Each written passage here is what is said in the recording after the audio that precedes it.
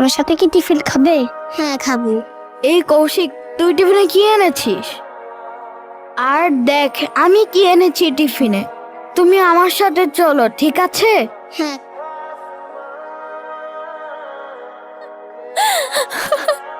ওর আল্লাহ, এই তুমি কথা দিছিলে আমাকে তুমি হাসবে না। সরি, আসলে আপনার ছোটবেলার কাহিনী এত কিউট যে না হেসে পারলাম না। হ্যাঁ, আমার কষ্টের কাহিনী তোমার কিউটি লাগে। আমার কাছে ব্যাপারটা কত সিরিয়াস তুমি জানো?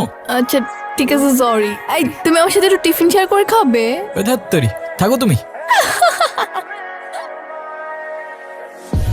মিতুর সাথে আমার কানেকশনটা অদ্ভুত ভাবে হয়ে যাচ্ছিল, যেন ও আমার গল্পে লিখে রাখা মনের মানুষ।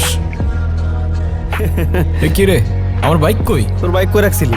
কই রাখছি মানে এখানেই তো রাখছিলাম আমার বাইক। কি বলিস? কলা ভবনের সামনে আরো 2টা বাইক চুরি হয়েছে আজকে। চুরি হবে কেমনে? আরে আরে কি হয়েছে? কৌশিকের বাইক খুঁজে পাচ্ছে না।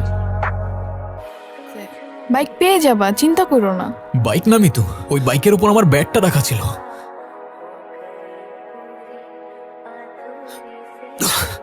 কি রে, আসতে বল কর। আসতে মানে এই বল খেলতে না পারলে খেলা বাদ দিয়ে দে, তোর খেলার দরকার নাই। শোন, আমি তোর কষ্টটা বুঝতে পারছি, বাট এখন তো থাম না প্লিজ। একটা সামান্য ব্যাটের জন্য এরকম করছো? নতুন একটা ব্যাট কিনে নিলেই তো পারো। ওইটা 8-10টা ব্যাটের মতো কোনো ব্যাট ছিল না, ওটা ছিল আমার মায়ের দেওয়া শেষ গিফট। শেষ গিফট? আমি তখন ক্লাস 9-এ পড়তাম। আমার মা সিঙ্গেল মাদার ছিল। আমার ক্রিকেটের উপর নেশা দেখে আমার বার্থডেতে ব্যাটটা গিফট করেছিল। সেদিন ব্যাটটা আমার হাতে দিয়ে আমার দিকে তাকিয়ে বলেছিল, বাবা তুই একদিন আকাশ হবি। দোস্ত, তুই মন খারাপ করিস না, আপাতত না হয় তুই এই ব্যাটটা নিয়ে প্র্যাকটিস কর। না রে ভাই, আমার মায়ের দেওয়া গিফটটার জন্যই ক্রিকেট আমার ইমোশন। ওই ব্যাটটা না থাকলে আমি আর খেলবো না।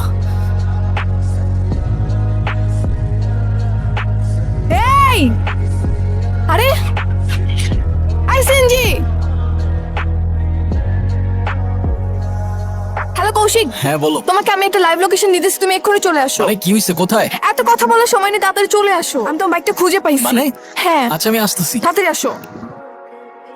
এই তোরে না কইছিলাম বাইকের রংটা চেঞ্জ করতে, আর নাম্বার প্লেটটাও তো চেঞ্জ করছ নাই। ভাই ওটা কোনো ঝামেলা নাই, ওটা আজকের মধ্যেই করে ফেলাও।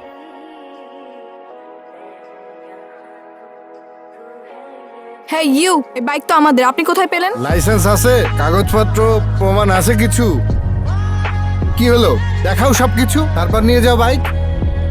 আরে ভাই ভাই ভাই ভাই ভাই, কি হয়েছে ব্রাদার? হ্যাঁ মিতু, তুমি ওইদিকে যাও। কে রে তুই? বাদ দেন না, ও বুঝতে পারে নাই। হ্যাঁ, আর বাইক ফেরত দিতে হবে না, আপনি শুধু আমার ব্যাগটা ফেরত দিলেই চলবে। আমি ওকে রেখে আসি, আপনাদের সাথে এসে পরে কথা বলতেছি।